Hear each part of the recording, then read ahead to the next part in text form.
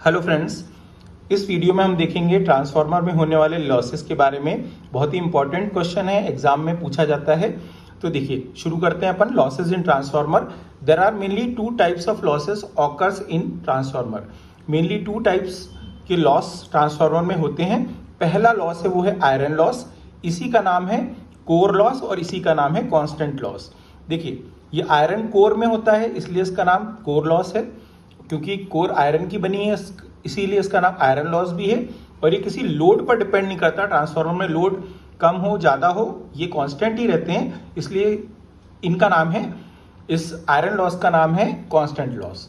इसको अपन आगे देखते हैं। Iron loss occurs in the iron core of transformer. जैसा मैंने बताया कि आयरन की कोर होगी ट्रांसफार्मर की, यहाँ बना रखी है, इसमें आयरन लॉस होते हैं। Iron loss does not depends on the load of transformer. Transformer पे हाफ लोड हो या ट्रांसफार्मर नो लोड पे काम कर रहा हो या फुल लोड पे हो, इसकी वैल्यू कांस्टेंट ही रहेगी। तो लिखा है and is constant with varying load. चाहे लोड आपका वेरी हो लेकिन ये लॉस कांस्टेंट होंगे। Iron loss comprises of.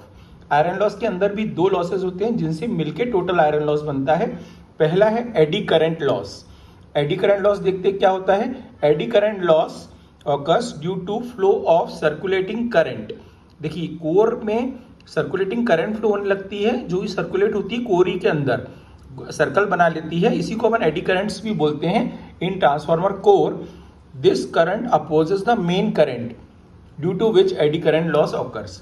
देखिए, मेन करंट के कारण ही यहाँ पे कोर में एक स्मॉल ईएमएफ जनरेट हुआ, और कोर में तो करंट फ्लो होना नहीं चाहिए, ये तो मैग्नेटाइजेशन के लिए होती है, पर क्योंकि ये आपका आयरन की बनी हुई है तो इसमें एक बहुत स्मॉल वैल्यू का एक ईएमएफ जनरेट होगा, जिसके कारण स्मॉल वैल्यू की करंट यहाँ पर रोटेट होने लग जाएगी अंदर ही अंदर, और ये मेन करंट को अपोज करेगी। लेंजेस लॉ के हिसाब से लेंजेस लॉ क्या बोलती है कि जो हमने करंट, जो हमारा जो सोर्स है, कॉज है, उसके कारण जो चीज़ बनी है वो अपने कॉज को ही अपोज करेगी। मतलब मेन करंट के कारण ये बनी तो ये मेन करंट को अपोज करेगी, इसलिए हमको एक्स्ट्रा एनर्जी लगेगी ओवरकम करने के लिए इस लॉस को, इसलिए लॉस में आता है। इसका फॉर्मूला है, देखिए, पीई पावर के फॉर्म में होता है लॉस, इसलिए पी लिखा हुआ है। It is equal to K E B M square F square T square and capital V. So K E is constant, B M is flux density इसका square, F is frequency, T is thickness of laminations and V is volume of the core. अब देखिए, lamination क्या होता है, ये core को हमने small slots में कट करके इसको ज्वाइन करा दिया है इस लॉस को ओवरकम करने के लिए। पतली पतली पत्तियों के फॉर्म में हमको इंसुलेट करके वापस चिपका के इस कोर को बनाया हुआ है हमने। सो यहाँ लिखा है it is minimised by using laminated core. तो कोर लैमिनेटेड होगी तो आयरन लॉस यहाँ पर कम होंगे। देखिए, अब आयरन लॉस का ही दूसरा ये जो टाइप या पार्ट अपन कह सकते हैं वो है हिस्टेरेसिस लॉस।